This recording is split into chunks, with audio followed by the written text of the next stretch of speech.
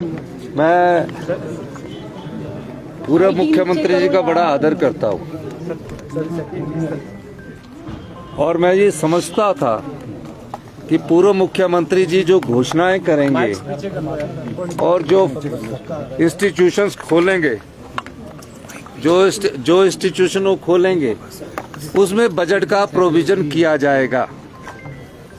जब हमने पिछले कल 5 मेंबर कमेटी ने सर्वे किया, मतलब स्टडी किया, जिसमें हर्षवर्धन चौहान, जगत नेगी, संजय रतन, भवानी सिंह पठानिया और इन सब लोगों ने जब पाया तो सिर्फ मात्र नोटिफिकेशन हुई है संस्थाएं खुलने की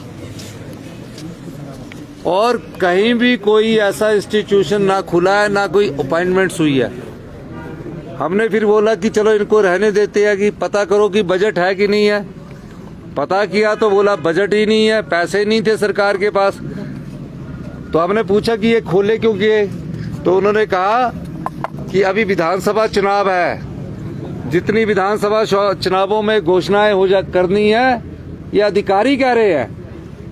वो अधिकारी कहते हैं जितनी विधानसभा में घोषणाएं करनी है, घोषणाएं करते जाओ, हमें चुनाव जीतना है, पैसे से हमने क्या करना। चुनाव जीत जाएंगे तो अगले 3 साल तक खोलते रहेंगे, चुनाव नहीं जीत जाएंगे तो कांग्रेस के सिर पर पड़ जाएगा। क्या बोला? कांग्रेस के सिर पर पड़ जाएगा।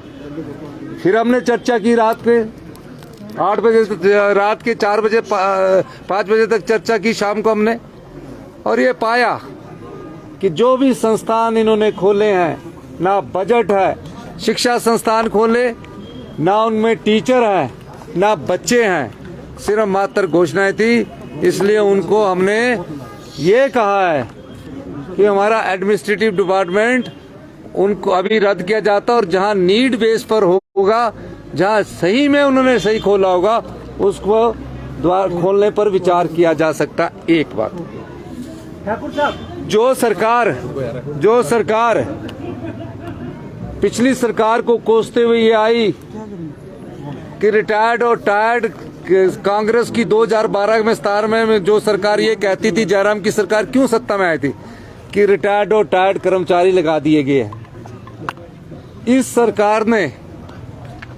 सरकार ने उनको भी एक्सटेंशंस दे दी है। इस दृष्टिकोण से हमने जो जनता के हित में है वो फैसला किया है। भर्तियों में घोटाला हुआ है तो क्या हम घोटालों को देखते रहें? इस दृष्टिकोण से हमने ये कार्य किया है। इसलिए उनको ट्वीट करने का अधिकार तो तब था कि उन्होंने उसके लिए बजट उपलब्ध करवाया होता संस्थान में, बजट में, और जो शिक्षा संस्थान खोलने तो वहाँ टीचर उपलब्ध करवाए होते। और पूछिए आप। ये अटल टनल का नाम बदलने से भाजपा चिंतित है, कह रही है कि आप नाम बदलने का काम करेंगे। महत्वपूर्ण जो है जानकारी आई है, केंद्र सरकार ने संसद में जो है जवाब दिया है कि जो छत्तीसगढ़ और राजस्थान की तरफ से चिट्ठी लिखी गई है कि जो संचित निधि है, चाहे उसमें एम्प्लॉय का अंशदान है, चाहे सरकार का अंशदान है, वो पैसा वापस नहीं दे सकती। और ऐसे में ओपीएस कैसे लागू होगी? वो एम्प्लॉय के खाते में जाता स्टेट। मैं आपको एक चीज कहना चाहता हूँ, वैसे तो मैंने संसद के बयान को अभी गौर नहीं किया है। हमारा अगर इन्होंने पैसा वहाँ रखा है, कोई पैसा अगर रखा है, पर हिमाचल में हमने वादा किया है कि जब हमारी पूरी कैबिनेट बन जाएगी ओपीएस हिमाचल में लागू किया जाएगा। इस दृष्टिकोण से आप निश्चित रहिए, जितने हथकंडे अपना लीजिए। हिमाचल के सरकारी कर्मचारी, अधिकारी जिन्होंने हिमाचल के विकास की गाथा लिखी है, आज हम जहाँ भी पहुँचे हैं, ये सरकारी कर्मचारी, अधिकारी, चाहे पत्रकार बंधु हैं, चाहे शिक्षा संस्थान खोलने थे, सड़कें बननी थी, हॉस्पिटल बनने थे, ये सब इन सरकारी कर्मचारी, अधिकारी और जो पार्टी किसी भी सरकार का नेतृत्व रहा, उनकी देन है। उनको हमने ओपीएस का गारंटी योजना बोली है, वो उनको मिलेगा। जल्दी ही हमारा कैबिनेट का जब गठन होगा, ये ओपीएस उस कैबिनेट की पहली बैठक में ओपीएस को लागू कर दिया जाएगा। और भारत जोड़ो यात्रा में जाने का कार्यक्रम है, क्या कार्यक्रम है, थोड़ा तफसील से बताएं सर, क्या कार्यक्रम है और कैसे ये होगा? 16 तारीख को राहुल गांधी जी की भारत जोड़ो यात्रा का 100वां दिन है।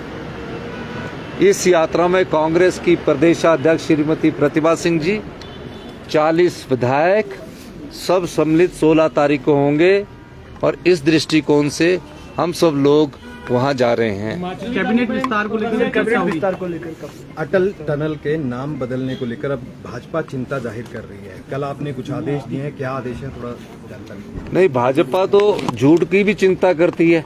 हमने तो नाम बदला ही नहीं है। हमने क्या कहा?